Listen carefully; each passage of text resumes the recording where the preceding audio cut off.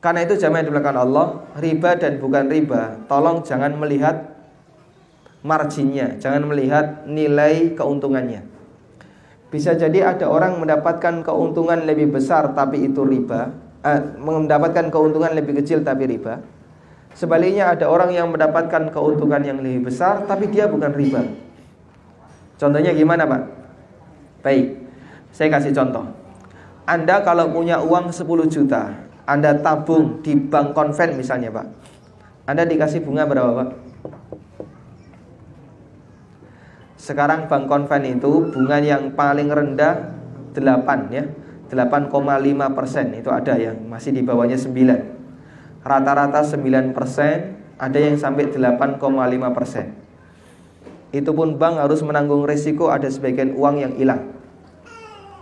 Tapi 8,5% ini kan tidak dimiliki seutuhnya oleh bank. Sebagian dibagikan kepada para nasabahnya. Nasabah hanya mungkin mendapatkan 4 atau 3%. 3-4%.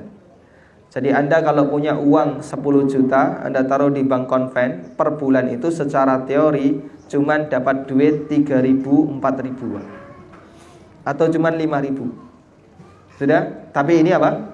Riba. 10 juta Anda gunakan untuk modal usaha, dipakai untuk produksi roti.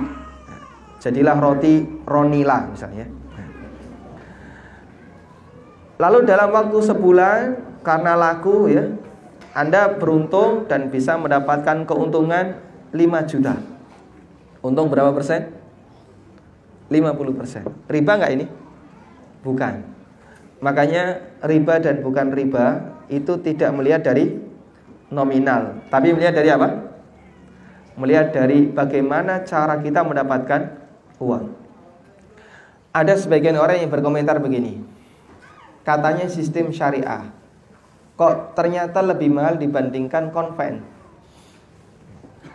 sehingga orang punya stigma syariah itu lebih mahal dibandingkan konvensional.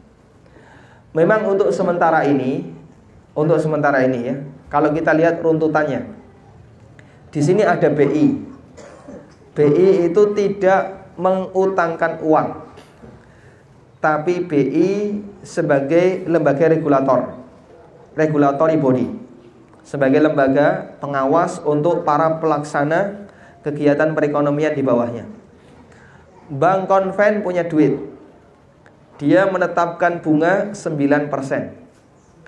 Bank syariah sebagian modalnya 50% dari bank konven, sehingga dia pun terkena bunga 9% tadi. Makanya oleh bank syariah dia juga butuh margin dong. Akhirnya dia naikkan.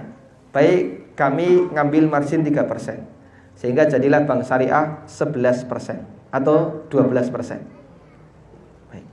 BMT ngambil dana dari bank syariah, berarti bunga bank syariah juga kena 12%.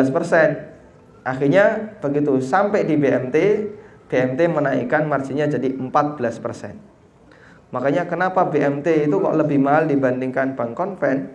Karena urutan dari tandon uang tadi, bunga bank syariah, bunga konven masuk ke bank syariah, bunga bank syariah masuk ke BMT. Sehingga muncul stigma di masyarakat, syariah lebih mahal dibandingkan konven.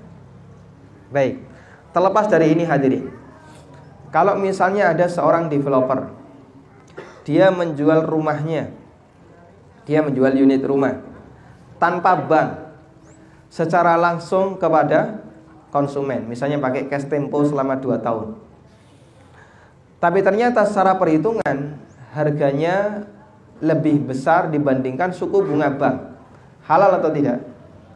Halal saja. Namanya orang jual beli kan boleh ngambil margin 30%, boleh nggak ya? Boleh. Atau dia ngambil margin misalnya 20%, boleh tidak? Boleh. Betul kalau Anda bandingkan dengan bank, kalah, karena bank itu cuma 8%. Tapi ini kan jual beli real. Namanya jual beli real, Anda ngambil margin 30%, 40%, boleh atau tidak? Boleh. Toko buku itu Pak, ngambil margin sampai 50% Pak.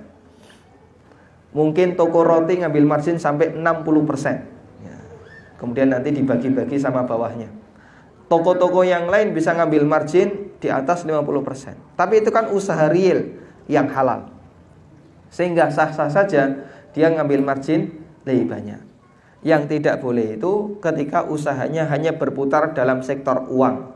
Uang dijadikan sebagai komoditas dan bukan sebatas alat tukar.